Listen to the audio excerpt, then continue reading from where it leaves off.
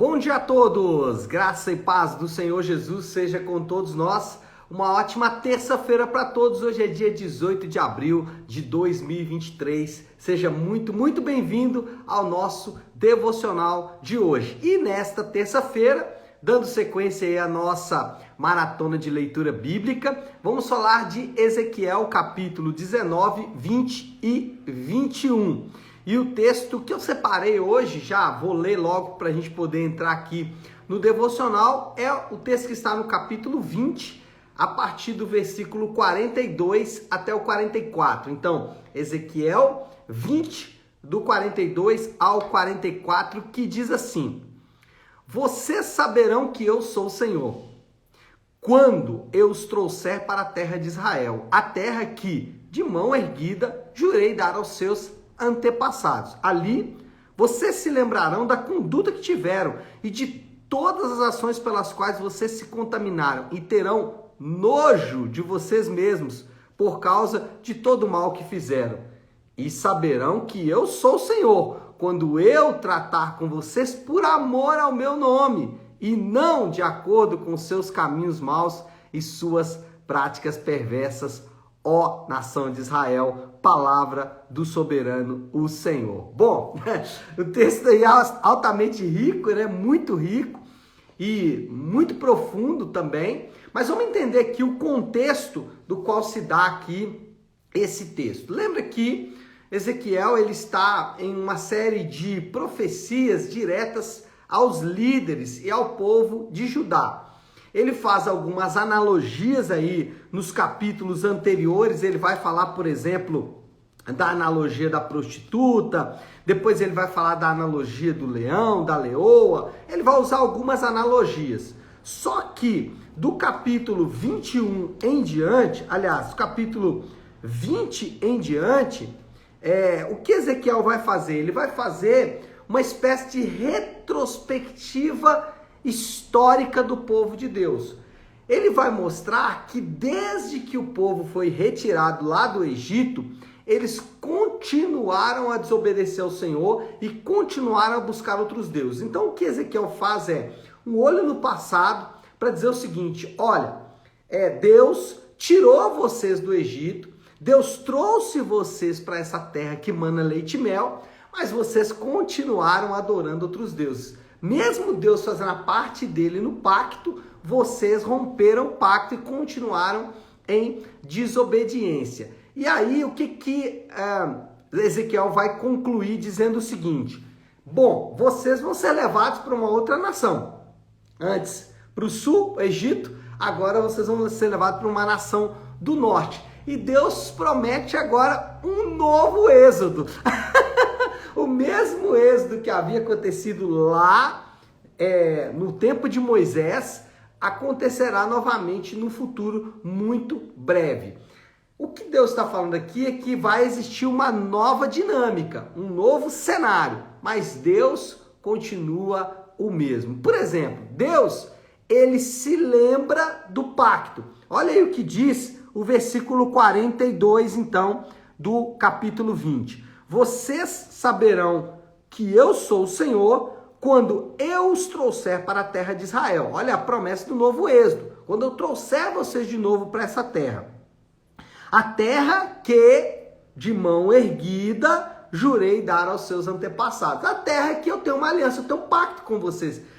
O Senhor dizendo, né? Eu prometi dar essa terra para vocês. Então, eu vou cumprir o meu pacto. O povo de Deus, aliás, o pacto de Deus com o povo não mudou, continua o mesmo. E aí, quando a gente olha para Jesus, a ideia de muitas pessoas é de que agora existe um pacto diferente do pacto antigo.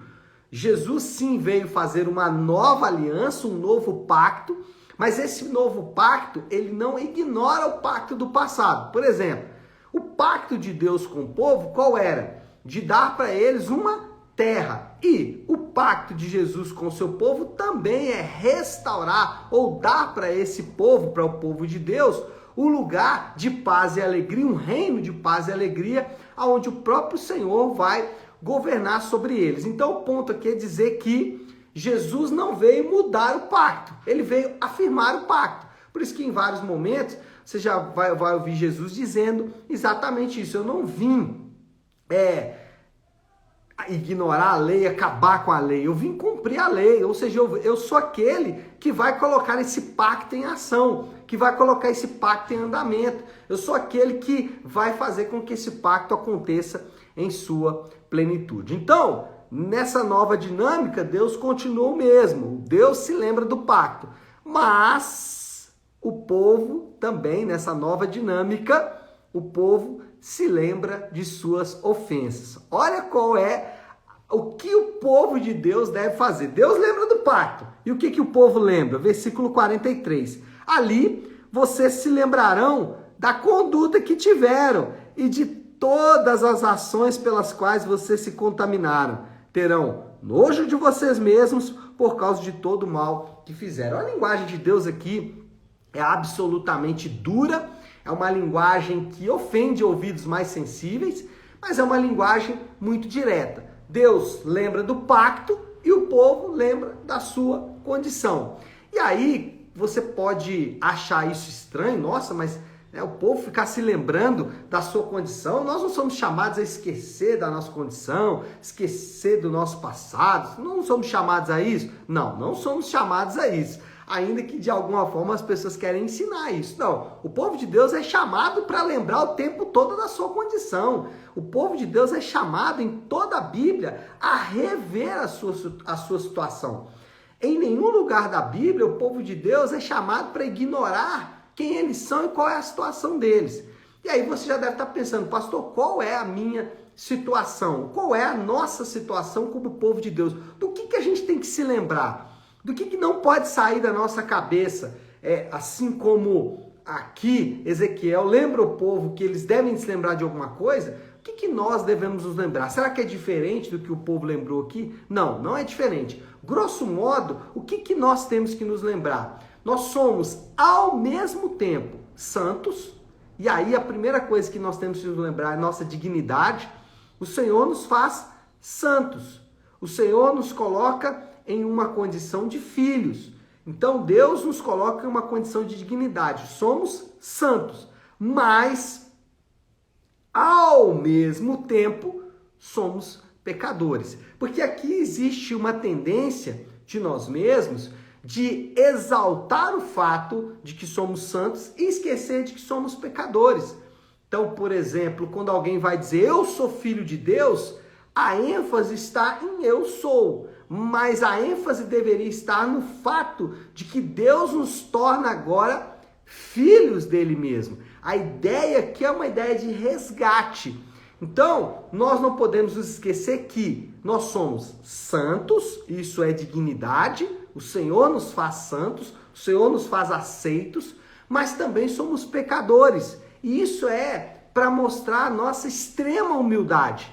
Um crente que conhece a sua situação, ele não pode se orgulhar de absolutamente nada. Não tem motivos na vida dele para ele se orgulhar. Não tem nada que ele faça que ele possa se orgulhar. Não tem nada que ele faça que possa chamar atenção para ele mesmo. Ainda que ele seja santo, e isso confere dignidade, ele também é pecador. E isso torna humilde. Mas não só isso. Somos ao mesmo tempo santos, pecadores e sofredores.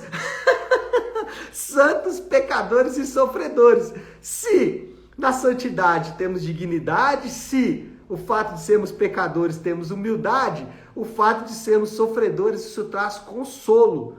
Por quê? Porque quando sabemos que somos sofredores, o sofrimento e o pânico, ele não vai ser em demasia. O sofrimento, a dor, a angústia, a adversidade não vai ser assombrosa, porque já sabemos que somos sofredores. A história dos homens da Bíblia relata exatamente isso. Um crente verdadeiro, ele jamais vai temer um diagnóstico de uma doença fatal. Por quê? Porque ele sabe que essa é a condição dele mesmo.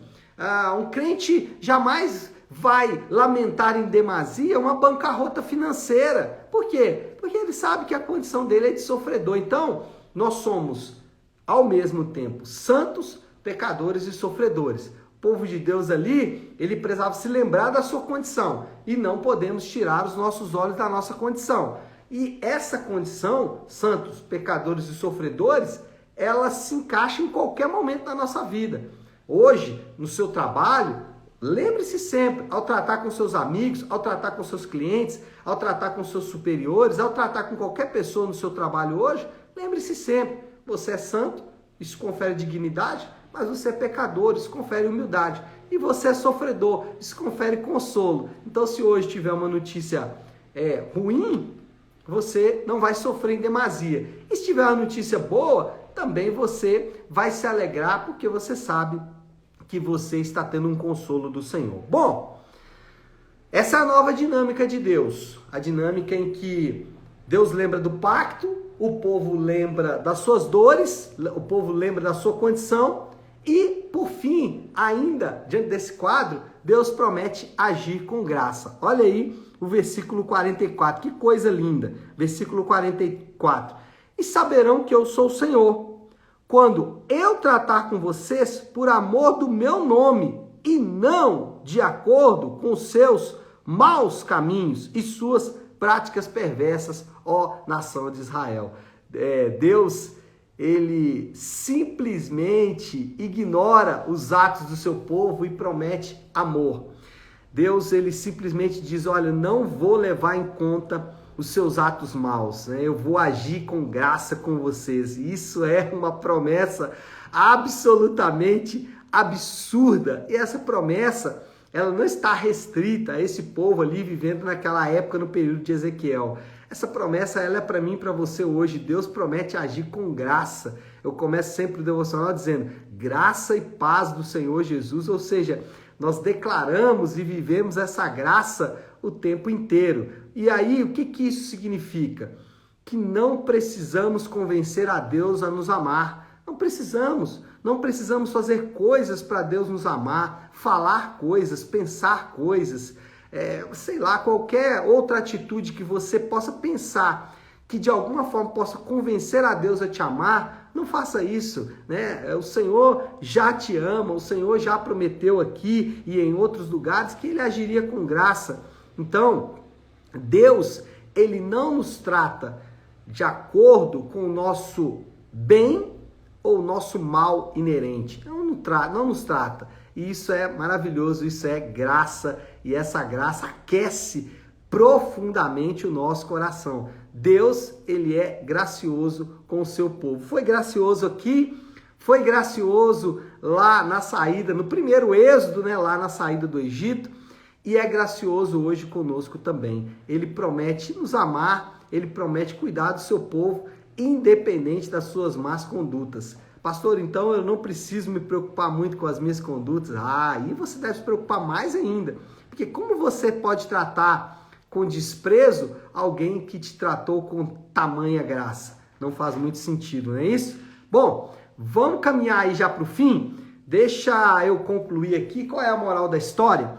Diante de Deus, não podemos nos orgulhar de nossas grandes obras, somente de seus grandes propósitos. Então, diante de Deus, Deus não chama o povo para se orgulhar de todas as boas coisas que eles fizeram, não.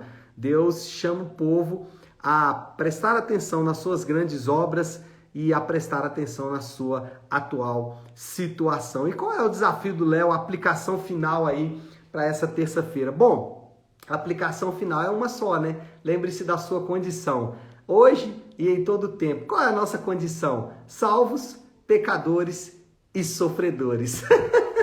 Essa é a nossa condição. Isso tem dignidade, isso tem humildade e isso tem consolo. Glória a Deus por isso. Tá certo, meu povo? Bom, acho que é hora de orar, né? Vamos colocar tudo isso aí diante de Deus. Se você puder, então, pare aí um instante o que está fazendo e vamos juntos buscar a Deus em oração, pedindo a Ele misericórdia para vivermos de acordo com a palavra dele, não é isso? Querido Deus, Pai de amor e graça, Senhor, louvamos e adoramos o Teu nome. Tu és um Deus de amor, um Deus de pactos. O Senhor é aquele que fez uma aliança com o seu povo e que trabalha continuamente para guardar essa aliança. Pai, obrigado por se lembrar sempre do Teu pacto conosco. Senhor, nós reconhecemos a nossa condição diante do Senhor, que não é nenhuma diferente de sermos santos pecadores e sofredores. E essa é uma condição, Pai, que deveras devemos assumir diante do Senhor e pedimos que o Senhor nos dê graça para viver a vida de acordo com essa realidade. Sabemos, meu Deus, que o nosso coração ele é tendencioso a desviar. Nosso coração é tendencioso a se lembrar das nossas grandes obras e esquecer dos seus grandes propósitos. Que possamos, meu Pai, nesta manhã entender que os teus grandes planos estão se cumprindo no teu povo, para que, como o Senhor disse nessa palavra, saberão que o Senhor é Deus, saberão quem é o Senhor, e isso é o testemunho que carregamos e te louvamos por isso, meu Pai, e o fazemos em nome de Jesus. Amém. Amém, meu povo? Bom, então é isso. Nós vamos ficando por aqui. Eu só quero deixar um recado aqui muito importante.